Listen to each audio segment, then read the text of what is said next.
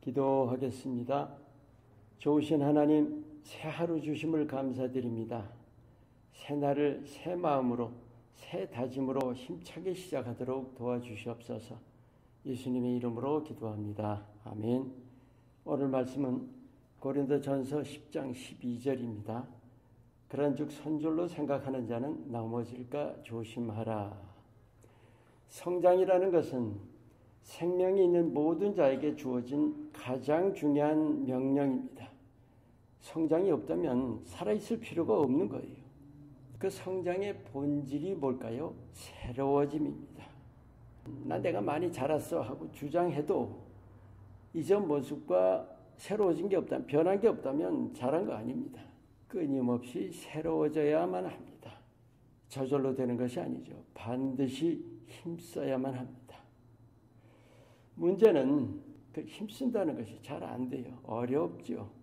새로워짐을 가로막는 게 있는데 그게 주위 상황이나 다른 사람들이 나를 방해하는 것이 아니라 내 스스로가 가로막고 있어요.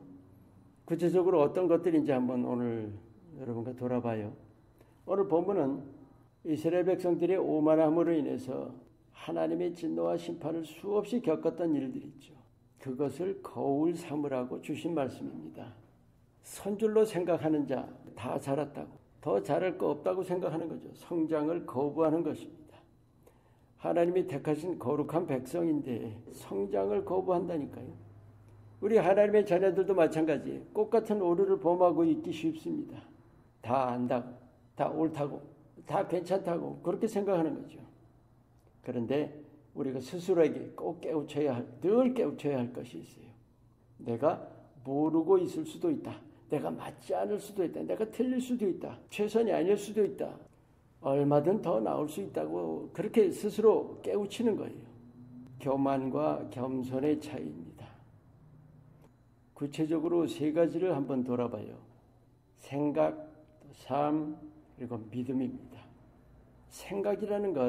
생각은 흐름입니다. 그것이 늘 같은 흐름으로 흐른다는 거죠. 그 흐름을 바꾸라는 거예요. 그것이 생각을 새롭게 하는 것입니다. 또 두 번째로 삶이라는 것이 있어요. 삶도 마찬가지예요. 삶의 방식이죠. 좋게 말해서 문화라고 하기도 하고 별로 안 좋은 뜻으로는 습관이라고 하기도 하죠. 바로 삶을 새롭게 한다는 것은 습관을 바꾸라는 거예요. 우리가 삶을 내가 좋은 대로, 내가 원하는 대로 그렇게 살잖아요. 근데 그것을 옳은 것으로 최선이라고 생각하는데 결코 그렇지 않죠. 분명히 더 좋은 길이 있는 걸 알면서도 안 바꾸지 않아요? 생각해봐요.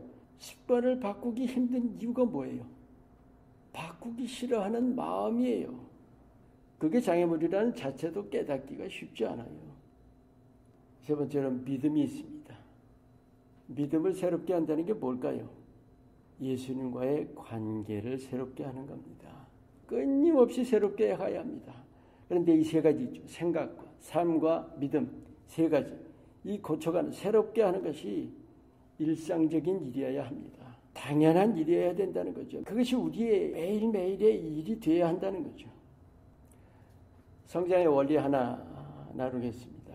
우리에게 있는 이 장애물이 있잖아요. 변화하는 거, 변화되는 것을 거부하는 거예요. 그 장애물을 치워버리기만 해도 자라간다는 거예요. 장애물 치운다는 게 결국 뭘까요? 늘 바꾸는 거예요. 어제까지의 삶, 생각, 습관 모든 것을 늘 새롭게 할 자세가 되어 있는 거죠.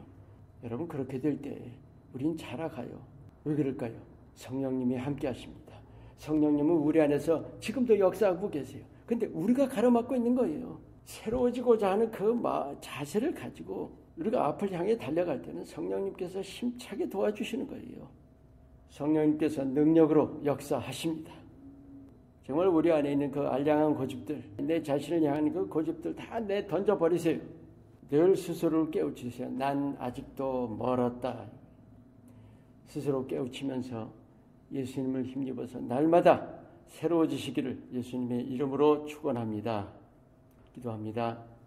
하나님, 난 안다, 난 옳다, 난 됐다. 그런 자만심을 늘 꺾어버리게 도와주시고 변화를 거부하는 그 게으름을 늘 대적하도록 도와주시옵소서.